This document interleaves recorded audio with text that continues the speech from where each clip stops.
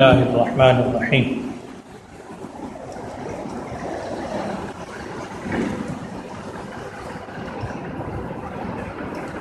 آج قرآن پاک کی چھٹی منزل جس کا کل سے آغاز ہوا تھا،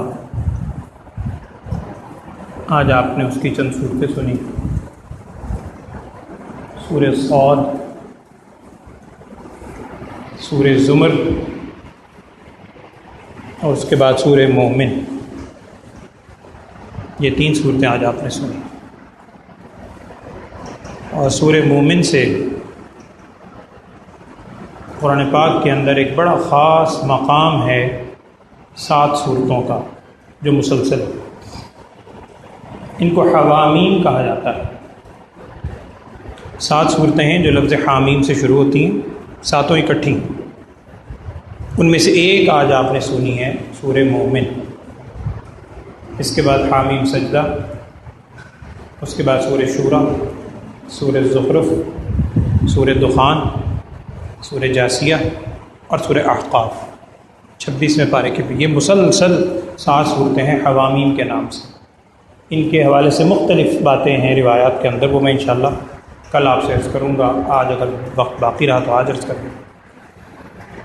آج میں نے آپ سے کل جو 2 صورتیں سنی تھیں، ایک تو سورہ سبا، اس کے بارے میں نے 1-2 بات عرض کرنی ہے، آپ اس کو پڑھیے گا۔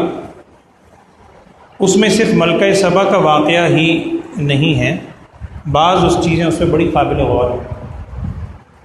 ایک بات تو یہ ہے کہ قرآن پاک میں جتنے انبیاء علیہ السلام ہیں، ایک تو حضرت آدم علیہ السلام، ان کے بارے میں اللہ تعالیٰ نے کہا کہ میں نے آپ کو خلیفہ بنایا۔ وَإِذْ قَالَ رَبُّكَ لِلْمَلَائِكَةِ إِنِّي جَاعِلٌ فِي الْأَرْضِ خَلِيفَةً، پہلے پارے میں آپ نے سنا آدم علیہ السلام کی جب تخلیق ہوئی۔ آدم علیہ السلام کے علاوہ قرآن نے اگر کسی کو خطاب کیا ہے تو وہ حضرت داؤد علیہ السلام، یا داؤد انا جعلناک خلیفۃ فی الارض، یہ آپ نے آج سنا ہے سورہ صاد کے اندر الفاظ۔ میں عرض کرتا ہوں سورہ سبا میں حضرت داؤد علیہ السلام اور حضرت ان کے بیٹے حضرت سلیمان علیہ السلام، ان دونوں کے حوالے سے مختلف باتیں بیان ہوئی ہیں، واقعات ہیں، سچے واقعات قرآن کے۔ ان میں 1-2 پوائنٹ سمجھنے والے۔ ایک تو چونکہ یہ مکی صورتیں ہیں، سورہ سبا بھی مکی ہے، سورہ فاطر بھی مکی صورتیں ہیں، اس کے بعد سورہ یاسین بھی خلاف ہے۔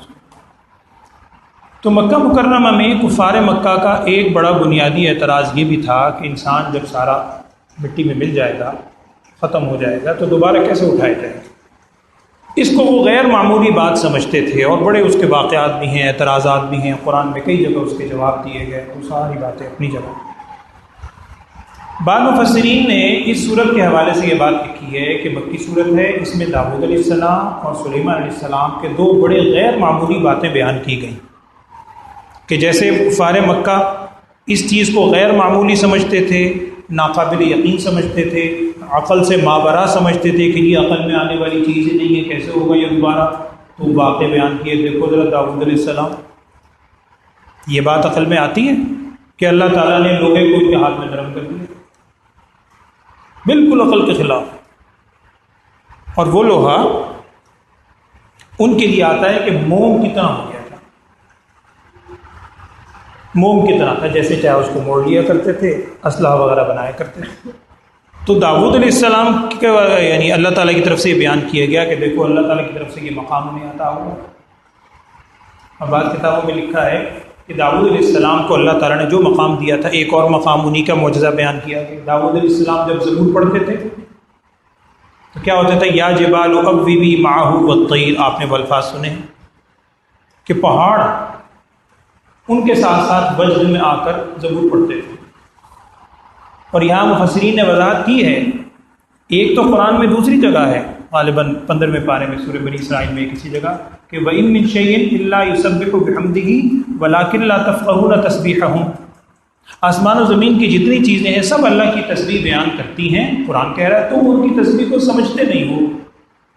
لیکن داؤد علیہ السلام کے ساتھ پرندے بھی اور پہاڑ کا یا جبال اوبی معہ والطیر، قرآن کے الفاظ آپ خود پڑھیے، یہ ان کے ساتھ پڑھا کرتے تھے۔ یہاں علماء نے لکھا ہے کہ یہ وہ تسبیح نہیں ہے وہ تسبیح تو سارے کرتے ہیں، یہ معجزاتی طور پر داؤد علیہ السلام کا معجزہ تھا کہ خود محسوس، اب لوگ بھی عوام بھی ان کے الفاظ سنتے تھے۔ تو یوں جھنجھوڑا جا رہا ہے کہ داؤد علیہ السلام کو اللہ تعالیٰ نے یہ مقام دیا، تو کیا رسول صلی اللہ علیہ وسلم جو بعد ارشاد فرما رہے ہیں یہ کوئی غلط ہے؟ ایسا نہیں ہوگا، کیسے نہیں ہو سکتا؟ جو اللہ وہ کرنے پہ قادر ہے وہ اللہ ہر چیز کے اوپر قادر ہے، یہ سمجھانے کا ایک انداز ہے۔ اسی طرح سلیمان علیہ السلام کا واقعہ، اور خاص طور پر سلیمان علیہ السلام کے انتقال کا جو واقعہ، فلما قضینا علیہ الموت ما دلهم علی موته الا دابۃ الارض تاکل من سأتہ، یہ آپ پڑھیے گا، غیر معمولی بات ہے کہ سلیمان علیہ السلام کو اللہ نے جو بات دی تھی، پہلے مسلم میں نے بتایا تھا کہ غدوها شہر ورواحها شہر، آتا ہے کہ ہوا لے کے، یہاں قرآن کے الفاظ کے مطابق ہوا لے کر چلتی تھی، صبح سے دوپہر تک اتنا فاصلہ طے کرتی تھی جو 1 مہینے کا فاصلہ ہے۔ غدوها شہر ورواحها شہر، دوپہر سے شام تک بھی اتنا فاصلہ طے کر لیتی تھی ہوا ان کے تخت کو لے کر جو 1 مہینے میں فاصلہ طے ہوتا ہے۔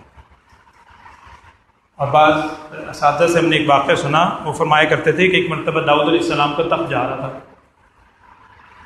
نیچے کوئی آدمی، داؤد نہیں، سلیمان علیہ السلام تخت پہ جا رہا ہے، نیچے کوئی آدمی کام کر رہا تھا، مزدوری پورا آدمی، اس نے دیکھ کرنا پکارا، واہ اللہ، بلکہ اللہ الفاظ کہے سبحان اللہ، سبحان اللہ، اللہ کیا تیری شان ہے، تو نے سلیمان علیہ السلام کو کیا مقام عطا کیا ہے، اڑتے ہوئے جا رہے ہیں، میں بوڑھا آدمی مزدور تھک تھک تھک تھک لگا ہوا ہوں، تو محنت کہاں وہ تیرا مقام ہے، بہرحال سبحان اللہ کہا، سبحان اللہ، یا اللہ کیا تیری شان ہے۔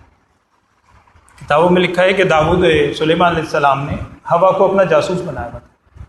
اب آپ بتائیں اس سے بڑھ کے جاسوس کون ہوگا؟ ہر جگہ ہوا موجود ہے کہ جہاں سلیمان علیہ السلام کا نام لے کے کوئی بات کرے فوراً خبر پہنچا دو۔ اس نے خبر پہنچا دی کہ جناب فلاں جگہ سے آپ جا رہے تھے، بڑے میاں ایک نیچے کام کر رہے تھے کھیتوں میں، انہوں نے آپ کو دیکھ کے یہ کہا، اگلے دن پیشی ہو آؤ حاضری سمجھ حاضر ہو گئے۔ اب وہ بزرگ ڈر گئے، کہنے لگے پتہ نہیں بادشاہ ہیں اور اتنی بڑی بادشاہت ہے، پتہ نہیں مجھ سے کوئی غلطی ہو گئی کیا، بیچارہ ڈر گئے۔ اللہ کے نبی تھے، بادشاہ بھی تھے، خیر ظاہری بات ہے نبوت کی وجہ سے جو محبت ان کے دل میں تھی وہ 100% ہم نہیں اس کو سمجھ سکتے۔ خیر بڑی محبت سے انہیں کہا کہ نہیں گھبرانے کی کوئی بات نہیں ہے، کل جب میرا تخت گزر رہا تھا آپ نے جو کلمہ کہا تھا نا بس وہ دوبارہ کہہ دیں گے، ایک دفعہ دوبارہ سنا دیں۔ اب ان صاحب نے بھی سوچا کہ میں نہ بھی سنا ہوں پتہ تو لگ گیا ہی نہیں، جھوٹ کیا بولنا۔ انہوں نے کہا جی میں نے تو صرف یہ کہا تھا سبحان اللہ، یا اللہ تیری کیا شان ہے، تو نے سلیمان علیہ السلام کو کیا مقام دیا۔ اس واقعے میں لکھا ہے جناب سلیمان علیہ السلام نے کہا کہ بزرگوں آپ کو پتہ بھی ہے ایک دفعہ جو آپ نے سبحان اللہ کہا ہے اس کی قدر و منزلت اس تمام چیز سے زیادہ ہے جو اوتیت آل داود، جو داؤد کی اولاد سلیمان علیہ السلام کو جو سلطنت دی گئی ہے، ایک دفعہ سبحان اللہ کہنے کی قدر و منزلت اس تمام سلطنت سے زیادہ ہے۔ آپ کو اللہ نے اتنا بڑا مقام دیا ہے دنیا میں، سبحان اللہ، الحمدللہ، لا الہ الا اللہ، احادیث میں بھی بہت فضائل آتے ہیں۔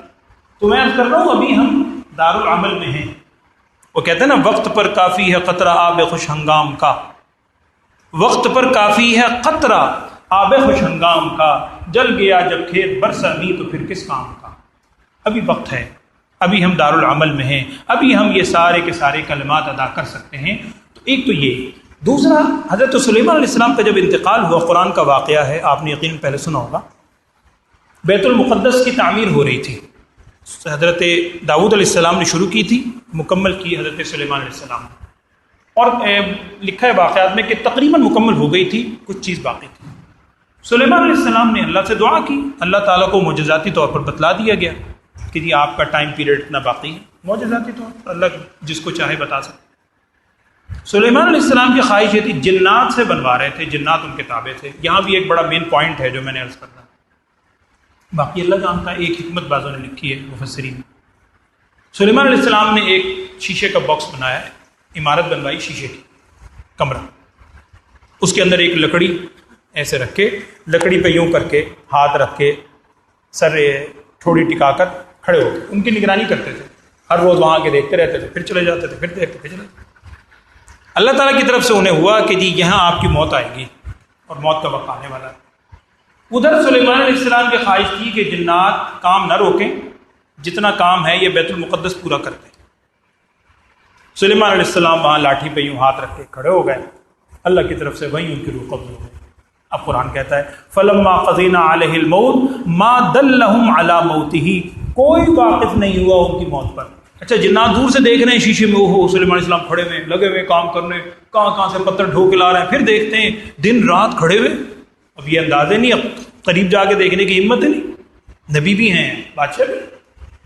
اور کتابوں میں بعض مفسرین نے تو لکھا ہے کہ ایک سال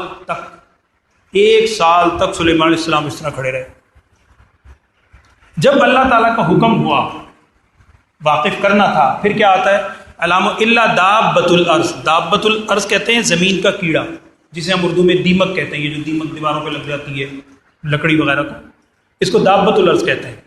جب اللہ کا حکم ہوا اس لکڑی کو دیمک لگ گئی، دیمک لگتے جب وہ لکڑی گری سلیمان علیہ السلام بھی گر گئے۔ اب وہ جو جنات تھے انہیں اندازہ ہوا کہ اوہو فلما خر تبینت الجن، آگے جو الفاظ ہیں نا وہ سمجھیے گا، یہ آج کل ہمیں بھی اس کو سامنے رکھنا ہے۔ ہم بھی غلط فہمی سے آج کل بس ہندوانہ سوچ کے ساتھ رہ کے نا، ہم بھی جناب یہ جوگی جوتشی ان کے پاس جاؤ، اس کے پاس جاؤ، اور پتہ نہیں غیب کی نعوذ باللہ خبریں، نعوذ باللہ انسان کس کو خبر ہے اس کی؟ اس وقت جنات کے بارے میں بھی لوگوں کا یہ کانسیپٹ تھا۔ آج کل بھی لوگ سمجھتے ہیں کہ جی جنات کو بڑی اگلی چیزوں کی پتہ ہوتا ہے، یہ ہوتا ہے۔ قرآن نے سارا واضح کر دیا، سب صفائی کر کے رکھ دیا۔ قرآن کے الفاظ ہیں، آپ خود پڑھیں، وہاں لکھا ہوا ہے فلما قضینا علیہ الموت ما دلہم علی موتہ الا دابۃ الارض تاکل من سأتہ فلما خر تبینت الجن، جب وہ گر پڑے تو جنات کو یہ بات واضح ہوئی، کیا اللو کانوا یعلمون الغیب، اگر وہ غیب جانتے ما لبثوا غیر ساعہ، تو اتنی دیر تک ہم ویسے ہی مصیبت میں رکھے۔ سلیمان علیہ السلام تو کتنے رہتے، غیب کا علم تھا ہی نہیں۔ اگر انہیں معلوم ہوتا ہے کہ سلیمان علیہ السلام دنیا سے رخصت، قرآن نے اسی لیے وضاحت کی ہے کہ غیب کا علم انہیں نہیں ہے، نعوذ باللہ من ذالک، وہ علم صرف اور صرف اللہ کے پاس ہے۔ میں نے اس دن بھی آپ کو بتلایا تھا 5 چیزوں کے بارے میں، ان اللہ عنده علم الساعہ وینزل الغیث، اور سارا غیب کا علم، ساری چیزیں اللہ کو معلوم ہیں۔ تو یہ قرآن کے اندر اس صورت کا ترجمہ آپ پڑھیں۔ میں نے صرف 1-2 باتیں بتائی ہیں، اس میں بڑا دلچسپ واقعہ ہے پورا سلیمان علیہ السلام کے حوالے سے۔ عین القطر، اللہ تعالیٰ نے ان کو تانبے کے چشمے جاری کر دیے تھے، بعضوں نے لکھا ہے بہت طویل چشمے تھے جس سے وہ چیزیں بنائیں، اور سارا وہ جنات ان کے تابع تھے، یہ ساری آئی۔ یہ بتلانا مقصد تھا کہ دیکھو جنات بھی اللہ کی مخلوق ہیں اور ان کے تابع ہیں، اور ان کو نعوذ باللہ کو غیب کا علم قطعاً نہیں ہے۔ یہاں ایک آپ صلی اللہ علیہ وسلم کی حدیث کا جملہ ذہن میں رکھیے گا۔ ہمیں بھی بڑا شوق ہوا کرتا تھا جب مثلا پڑھائی کے دوران بڑی چیزیں سیکھنے کا، پامسٹری جناب، ہاتھوں کی لکیریں، اور یہ سیکھنا، یہ فن سیکھنا، خواب کی تعبیرات، یہ جنات قابو کرنا، بس الٹی سیدھی بات دوستوں کو ہوتی ہے، ہمیں بھی کچھ شوق۔ رسول صلی اللہ علیہ وسلم کا ایک جملہ ہمیشہ سامنے رکھیں، 2 ہیں مختلف الفاظ، مفہوم دونوں کا ایک۔ آپ صلی اللہ علیہ وسلم نے ایک موقع پر ارشاد فرمایا اللہم انی اعوذ بک من علم لا ینفع، اے اللہ میں ایسے علم سے پناہ مانگتا ہوں جو نفع نہ پہنچائے۔ یہ علم ہے، علم جفر، علم رمل، باقاعدہ یہ کتابوں میں لکھے ہیں، علم ہے، علم ہونے سے انکار نہیں ہے، لیکن یہ علم غیر نافع ہے، نفع کوئی نہیں۔ اور دعا کیا مانگی؟ اللہم انی اسألک علما نافعا، اے اللہ میں تجھ سے سوال کرتا ہوں ایسے علم کا جو نفع پہنچائے، اور اللہم انی اعوذ بک من علم لا ینفع، میں ایسے علم سے پناہ مانگتا ہوں جو نفع نہ پہنچائے۔ لہٰذا آج کل ہمیں بھی سوچنا ہے، خام میں ان چیزوں کے اندر اور چیزوں میں اپنے آپ کو ضائع کرنا جن کا کوئی نفع نہیں ہے۔ رسول صلی اللہ علیہ وسلم ایسے علم سے پناہ مانگ رہے ہیں، ہمیں بھی صبح و شام پناہ مانگنی بھی چاہیے، اور کوشش بھی کرنی چاہیے کہ ایسی چیزوں کے پیچھے اپنا وقت ضائع نہ کریں۔ وہ ہارون رشید کا واقعہ 1 منٹ میں سنا دیتا ہوں، آپ نے سنا ہوگا۔ ایک شخص آیا ہارون رشید کے دربار میں، اس نے کرتب دکھایا۔ کرتب کیا تھا جی؟ سوئی رکھی، اور بڑے دور سے وہ اس نے سوئی پھینکتا تھا، کئی فٹ فاصلے سے، کئی گز دور، اور سوئی کا ناکا جو ہوتا ہے سوراخ، اس میں سے دوسری سوئی گزار دیتا تھا۔ وہ ایسی اس کو نشانہ پریکٹس تھی، وہ یوں کر کے پھینکتا تھا۔ خیر بڑے لوگ حیران، کیا زبردست کرتب۔ ہارون رشید نے کہا کل آنا، میں تجھے انعام دوں گا۔ خیر کل وہ آ گیا، بڑا خوش ہوا کہ جی اب بادشاہ کے پاس ہے، بادشاہ تو اپنے حساب سے انعام دے گا۔ خیر اس نے پھر کھڑا کیا، وہ جناب چند قدم پیچھے جاتا ہے، پھر چند قدم آگے جاتا ہے، کبھی اینگل فرق ہے، کبھی ہوا کا رخ دیکھ رہا ہے، کبھی ساری بات پریکٹس ہے۔ کرتے کرتے اس نے جناب پھینکا، سوئی بات سوراخ میں سے سوئی نکل گئی۔ اب لوگ بڑے خوش، واہ واہ واہ کیا بات ہے، ہارون رشید نے بڑی تعریف کی. اب انعام کیا دیا سنیں. بادشاہ تو بادشاہ ہے. ہارون رشید نے کہا کہ بھئی اس کو بہت انعام اکرام بھی دو اور ساتھ میں 100 جوتے بھی مارو. 100 جوتے بھی مارو. خیر اب بادشاہ ہے کیا کر سکتے ہیں.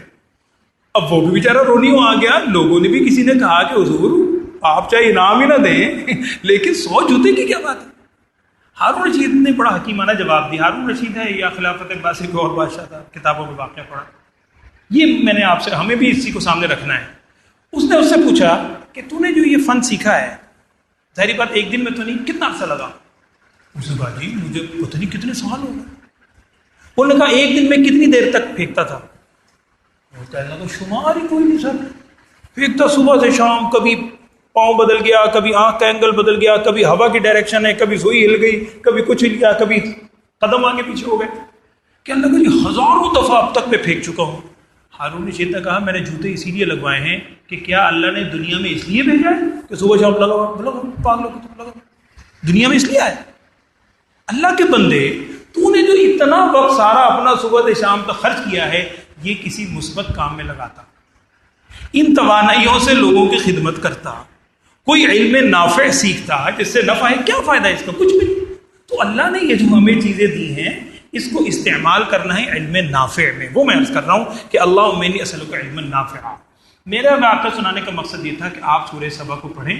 سلیمان علیہ السلام کا, داؤد علیہ السلام کا پورا واقعہ اس کے اندر آئے گا. اس کے بعد سورہ فاطر ہے. سورہ فاطر کی ایک لفظ صرف 4-5 آیت ہے, اس کو صرف آپ نے ان الفاظ پر غور کرنا ہے. اللہ تعالیٰ نے فرمایا ان الشیطان لکم عدو, سب جانتے ہیں ترجمہ, بے شک شیطان تمہارا دشمن ہے. بات ختم ہو گئی تھی. لیکن آگے اللہ تعالیٰ نے فرمایا ان الشیطان لکم عدو فاتخذوہ عدوا. شیطان تمہارا دشمن ہے. ٹھیک ہے جی, دشمن ہے, سمجھ آ گیا. لیکن آگے کہہ رہے ہیں اللہ تعالیٰ اس کو دشمن ہی سمجھنا, اس کو دشمن ہی بنانا. کیا مطلب؟ کہ یہ مختلف انداز سے تمہیں برگل آئے گا, بڑی ملمہ سازی کر کے آئے گا, یہ تمہارا خیر خواہ کبھی نہیں ہو سکتا, یہ دشمن ہی ہے. وہ واقعہ نہیں سنا رہا, آپ نے سنا ہے کسی نے کس کی طرف مشہور کیا ہے, شیخ عبد القادر جیلانی رحمۃ اللہ علیہ کی طرف, کسی نے کسی طرف. وہ رات کو سو رہے تھے, صبح کو آنکھ نہیں کھلی تو کوئی اٹھانے آ گیا, تو اللہ کیا سچا جھوٹا واقعہ جو بھی ہے. تو بات یہ ہے کہ یہ شیطان کبھی خیر خواہ نہیں ہو سکتا, اس کو دشمن ہی سمجھنا. یہ انسان کا ازلی دشمن ہے, وہ کبھی آپ کی خیر خواہی کے حوالے سے کوئی بات نہیں کر سکتا. اس کے بعد سورہ یاسین آپ نے سنی الحمدللہ. سورہ یاسین کے فضائل سارے آپ اس سے پہلے بھی سن چکے ہیں, آپ کے علم میں ہی ہے. کوشش کریں اگر ہر صبح اس کو پڑھنے کا معمول بنا لیں. حدیث کا مفہوم یہ ہے کہ شام تک اللہ تعالیٰ اس کے تمام کاموں کے لیے کافی ہے. اور خاص طور پر جو لوگ روزی کی تلاش میں نکلتے ہیں, تجارت کے حوالے سے, زراعت کے حوالے سے, میں نے بہت سے دوستوں سے ذکر کیا, اور آزمانا تو خیر نہیں چاہیے, لیکن بہت سے بیشتر دوستوں نے مجھے بتایا کہ حافظ صاحب جس دن ہم صبح سورہ یاسین پڑھ کے نکلتے ہیں نا, اس دن کی کیفیت ہی اور ہوتی ہے, اس کی کیفیت ہی اور ہے. تو سورہ یاسین آپ پڑھنے کا اپنا معمول بنائیں, آہستہ آہستہ آپ کو زبانی بھی یاد ہوگی, اور اس کے بہت سے فضائل آپ نے سنے. اس کے بعد سورہ صافات کی صرف ایک بات, یہ ذرا مختلف انداز کی بات ہے. ہم حفظ کے دوران ان چیزوں کو بڑا نوٹ کیا کرتے تھے, بات معلوماتی چیز. قرآن پاک کی جو آیتیں ہیں نا, اچھا یہ بھی ایک ذہن میں رکھیے گا, قرآن پاک کی آیات 6666 نہیں ہیں, یہ ایک غلط العوام ہے. ہم نے بچپن سے یاد کراتے ہیں بچوں کو 6 4 دفعہ 6 لکھا, یاد کر لو بیٹا, رکھ لو. 6666 نہیں ہے. چلے میں آج نہیں بتاتا آپ کو, تھوڑا سا ہمت آپ کریں. 6200 کچھ ہیں, 6200 کچھ. وہ کچھ کتنی ہیں آپ خود معلوم کریں. پھر میں آپ کو ڈفرنس بتاؤں گا کہ یہ 200 600 میں یہ مشہور کیوں ہوا. وہ مشہور ہونے کی بہرحال وجوہات اپنی جگہ ہیں. میں جو اس وقت آج بات بتا رہا ہوں 6200 کچھ ہیں. 114 صورتیں ہیں, ہر صورت کے شروع میں, ہر صورت کے آخر میں آیتوں کی تعداد لکھی ہے. آپ نے 114 کو ٹوٹل کرنا ہے. 114 لکھ لیں, اس کو کیلکولیٹ کر لیں, ٹوٹل کر لیں, آپ کے سامنے آ جائے گا ٹوٹل. بہرحال 6666 نہیں ہے, یہ پکی بات ہے. 6200 سم تھنگ ہے, وہ آپ مجھے بتائیے, پھر میں اس کی وجہ بتاؤں. میں جو بات بتا رہا ہوں قرآن پاک کی آیتوں کی تعداد کے اعتبار سے, یعنی ایک رکوع میں, یعنی ایک رکوع ختم ہو گیا, دوسرا ہو گیا, تیسرا, اس طرح رکوع بھی قرآن پاک کے ہیں. تو اگر آیتوں کی تعداد دیکھیں نا, تو آیتوں کی تعداد کے اعتبار سے جو سب سے لمبا رکوع بنتا ہے وہ سورہ صافات کا دوسرا رکوع ہے۔ احشر الذین ظلموا وازواجہم وما کانوا یعبدون، اس ایک رکوع میں 53 آیتیں ہیں، 53 آیتیں، چھوٹی چھوٹی چھوٹی چھوٹی آیتیں۔ رکوع اس سے 1-2 سطر لمبے بھی ہیں قرآن میں، اور رکوع ہیں جو کوانٹٹی اگر آپ دیکھیں مقدار کے حساب سے اس سے لمبے بھی ہیں، لیکن سب سے زیادہ آیتیں اگر کسی رکوع میں ہیں چھوٹی چھوٹی چھوٹی چھوٹی آیتیں تو سورہ صافات کا دوسرا رکوع ہے احشر الذین ظلموا، اس میں 53 آیتیں ہیں۔ اور رکوع کے حساب سے سب سے چھوٹے جو قرآن پاک کے یعنی ایک آیت کا رکوع ہے وہ آپ پڑھیں گے سورہ مزمل کا دوسرا رکوع، ان ربک یعلم انک تقوم، اس پورے رکوع میں ایک ہی آیت ہے۔ آیتیں اس سے لمبی بھی ہیں، بہرحال یہ اور بات ہے، کسی وقت پھر میں آپ سے عرض کروں گا۔ ایک تو یہ سورہ صافات میں سورہ، اس کے بعد صاد آپ نے سنی آج، اور سورہ زمر۔ سورہ زمر کے حوالے سے بس ایک بات عرض کر دیتا ہوں۔ سورہ زمر میں آج آپ نے آیت سنی ہے قل یا عبادی الذین اسرفوا علی انفسہم، اللہ، اور ہم نے اساتذہ سے سنا ہے وہ کہا کرتے تھے بیٹا اس آیت کو نا ذرا تھوڑا سا آنکھیں بند کر کے یا وجد میں آ کر پڑھا کرو، بالکل 100% یہ میرے لیے ہے۔ ہر شخص یہی سمجھتا ہے، کیونکہ یہ متقین کو نہیں کہہ رہا اللہ کوئی نیک عبادت گزار پرہیزگاروں کا لفظ نہیں ہے۔ قل، آپ فرما دیجئے یا عبادی، میرے بندوں، کون؟ 100% ہم، الذین اسرفوا علی انفسہم، جو اپنی جانوں پر اسراف کر چکے ہو۔ ظاہری بات، من آنم کے من دانم، جو میں ہوں میں جانتا ہوں، جو ہم کرتے ہیں کسی کو کہنے کی ضرورت نہیں۔ اللہ نے پردہ ڈالا ہوا ہے، اس کی بہت بڑی صفت ہے ستار العیوب، اللہ تعالیٰ ہمیشہ رکھے۔ لیکن یہ بھی یاد رکھیں نبی صلی اللہ علیہ وسلم نے اس کا طریقہ بتایا۔ یہ جو ستار العیوب و غفار الذنوب ہے نا، ڈاکٹر عبدالحی صاحب رحمۃ اللہ علیہ، کراچی کے اندر انتقال ہو گیا، بڑے مشہور بزرگ گزرے، ان کا میں ایک جملہ ایک جگہ دیکھ رہا تھا، حضرت نے ایک جملہ لکھا، حدیث نہیں ہے یہ، پہلے میں حدیث کا جملہ نہیں ہے، سمجھانے کے لیے انہوں نے لکھا ہے کہ اگر قیامت میں کل کو اعلان ہوا کہ اے بندے میں تجھے بخش دوں گا لیکن ایک شرط ہے، یہ میں پھر کہہ رہا ہوں حدیث نہیں ہے، یہ حدیث کا واقعہ نہیں، سمجھانے کے لیے، اگر اللہ نے کل کو اعلان کر دیا کہ اے بندے میں تجھے بخش تو دوں گا لیکن ایک شرط یہ ہے تو نے زندگی کے اندر ساری زندگی جو جو کام کیے ہیں نا، میں ان کاموں کی ایک ریل چلاؤں گا، یہ تیرے سارے شاگرد، استاد، بہن، بھائی، میاں، بیوی، بڑے جن کے نزدیک تو بہت بڑا نیک صالح بنا پھرتا تھا، ان کے سامنے ایک دفعہ تیرے کرتوت دکھاؤں گا، اس کے بعد تجھے جنت پہ بھیج دوں گا۔ ڈاکٹر عبدالحی صاحب رحمۃ اللہ نے لکھا ہے کہ شاید ہم میں سے ہر شخص ہاتھ جوڑے گا، اے اللہ مجھے جہنم میں پھینک دے، ان کے سامنے رسوا نہ کر، تو نے دنیا میں جو پردہ پوشی کی ہوئی، ہمیں پتہ ہے ہم کیا کیا کرتے ہیں، کسی کو کہنے کی ضرورت نہیں، اپنے دامن میں خود ٹٹولے۔ اس کا طریقہ رسول صلی اللہ علیہ وسلم نے ارشاد فرمایا ہے من ستر مسلمن سترہ اللہ یوم القیامہ، حدیث، جو شخص کسی مسلمان کی پردہ پوشی کرے گا اللہ تعالیٰ بھی اس کی قیامت میں پردہ پوشی کرے گا۔ دنیا میں تو پردہ پوشی کی بھی الحمدللہ، لہٰذا عادت ڈالیں، اگر کسی کی کوئی بات پتہ چل گئی ہے نا، پردہ ڈالیں، تشہیر نہ کریں، ہمیں تو مزہ ہی اسی میں آتا ہے جب تک نہ کریں۔ اس کی جتنی آپ کوشش کریں گے پردہ پوشی کی، دوسروں کے عیوب کی، اتنا اللہ تعالیٰ آپ کے عیوب کی پردہ پوشی کرے گا۔ تو میں عرض کر رہا تھا وہ آیت سورہ زمر کی، پھر میں پڑھتا ہوں، قل، آپ فرما دیجئے یا عبادی، اے میرے بندے، الذین اسرفوا علی انفسہم، جو اپنی جانوں پر اسراف کر چکے ہیں، 100% ہمیں اللہ تعالیٰ فرما رہا ہے لا تقنطوا من رحمت اللہ، اللہ کی رحمت سے مایوس نہ ہو، تو مایوس ہو، ان اللہ یغفر الذنوب جمیعا، بے شک اللہ تعالیٰ تمام گناہ معاف فرمانے والا ہے۔ تم قدم اٹھا کے تو دیکھو، تم 2 آنسو بہا کے تو دیکھو، تم ہاتھ اٹھا کے تو دیکھو، کیسے ہو سکتا ہے کہ وہ نہ بخشے؟ ممکن ہی نہیں ہے۔ میں پھر کہہ رہا ہوں یہ ان لوگوں کو کہا جا رہا ہے جو اپنی جانوں پر اسراف کر چکے، اسراف یعنی بہت زیادہ زیادتیاں اپنے نفس پہ کر چکے ہیں۔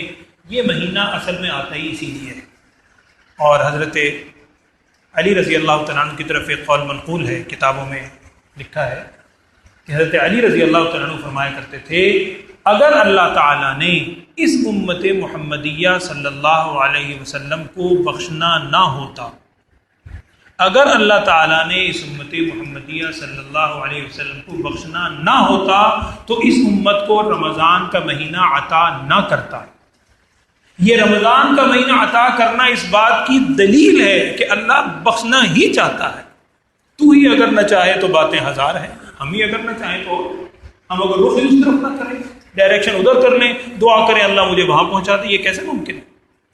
تو تھوڑی سی ڈائریکشن درست کریں، تھوڑا سا ننھے منھے ہاتھ اٹھائیں، اللہ کے حضور روئیں، گڑ گڑائیں، اور یہ یقین رکھیں یہ جو حالات آتے ہیں نا دنیا پہ، کل بھی آپ نے قرآن میں آیت گزر چکی ہے، وہ ظہر الفساد فی البر والبحر بما کسبت ایدی الناس، آگے بھی آنے والی ہے وہ آیت، ما اصابکم من مصیبت فبما کسبت ایدی، آگے آئی۔ یہ ہمارے اپنے اعمال ہیں، ہمارے اپنے کرتوت ہیں، کسی کی طرف نہ کہیں، کسی کی سازشیں نہیں ہیں، سازش ہماری اپنی ہے جو ہم نے نفس کے خلاف کی۔ لہذا اس مہینے میں اللہ کے حضور روئیں، گڑ گڑائیں، اپنی ذات کے لیے، سب لوگوں کے لیے کریں۔ یہ آیت پڑھیں، پھر میں پڑھتا ہوں، یا عبادی الذین اسرفوا علی انفسہم، میرے وہ بندے جو جانوں پر اسراف کر چکے ہو، تم اللہ کی نعمت سے مایوس نہ ہو۔ یہ شیطان کا بہت بدترین حملہ ہے، بہت بدترین۔ یا تو نیکی کی طرف نہیں لگائے گا، نیکی کی طرف آنے دے گا، گناہ دکھائے گا، وہ تو نے اتنے گناہ کیے، نا امیدی۔ یہ نا امیدی بہت بدترین ہتھیار ہے۔ کبھی بھی اللہ کی ذات سے نا امید نہ ہو، ہمیشہ اللہ کی ذات سے یقین سے مانگیں۔ اللہ ہم سب کو مانگنے کی اور خلوص سے عمل کرنے کی، دعائیں کرنے کی توفیق عطا فرمائے۔ اس کے بعد حوامین کی جو 7 ہیں صورتیں، وہ انشاءاللہ کل بقیہ صورتیں بھی آئیں گی، کل میں انشاءاللہ اس حوالے سے عرض کروں گا۔ اللہ ہم سب کو عمل کی توفیق عطا فرمائے۔ ہماری ایک عزیزہ بھی بہت بیمار ہیں، اللہ کا شکر ہے الحمدللہ بہت طبیعت بہتر ہے ان کی، ان کے لیے بھی دعا فرمائیں۔ اور بھی جتنے لوگ بیمار ہیں، پریشان ہیں، سب پریشانیوں کے اوپر اللہ تعالیٰ رحم فرمائے۔ الحمدللہ رب العالمین، اللہم صلی علی سیدنا و مولانا محمد وعلی آل سیدنا و مولانا محمد وبارک وسلم ثم صلی علیہ۔ یا اللہ ہم سب کے گناہوں کو معاف فرما، یا اللہ تمام لغزشات سے درگزر فرما۔ یا اللہ بہت گناہ گار ہیں میرے مولا، ہمارے اعمال پہ نظر نہ فرما، یا اللہ رحم کا معاملہ فرما، کرم والا معاملہ فرما۔ یا اللہ انتہائی متبرک ساعات ہیں، متبرک راتیں ہیں، یا اللہ ہمیں اس کی قدردانی نہیں کر سکے میرے مولا، ہمیں معاف فرما۔ یا اللہ رحم کا معاملہ فرما، ہم سب کے حال پہ رحم فرما، ہمیں اپنے گناہوں کا اعتراف ہے میرے مولا، ہمارے گناہوں کو معاف فرما، محض اپنے فضل و کرم سے معاف فرما۔ یا اللہ ہم توبہ کرتے ہیں پھر گناہ کرتے ہیں میرے مولا، تو روکنے پہ قادر ہے۔ یا اللہ ہم سب کو محض فضل و کرم سے گناہوں سے بچنے کی توفیق عطا فرما، اپنی رضا والے اعمال کرنے کی ہم سب کو توفیق عطا فرما۔ اللہم انا نسألک الجنہ، اللہم انا نسألک الجنہ ونعوذ بک من النار، ونعوذ بک من النار۔ اللہم انا نسألک من خیر ما سألک منہ نبیک محمد صلی اللہ علیہ وسلم، ونعوذ بک من شر ما استعاذ منہ نبیک محمد صلی اللہ علیہ وسلم، وانت المستعان وعلیک البلاغ، ولا حول ولا قوة الا باللہ العلی العظیم۔ یا اللہ ہم اعتراف کرتے ہیں ہماری شامت اعمال سے یہ بیماریاں مصائب ہم پر اتر رہے ہیں، یا اللہ ہمیں معاف فرما، ہم سب کو توبہ کرنے کی، توبۃ النصوح کرنے کی توفیق عطا فرما۔ ربنا تقبل منا وتقبل دعاءنا وتقبل صلاتنا وتقبل تلاوتنا مولانا انك سميع عليم قريب مجيب الدعوات، وصلى الله تعالى على خير خلقه سيدنا ومولانا محمد وعلى آله وصحبه اجمعين آمين برحمتك يا ارحم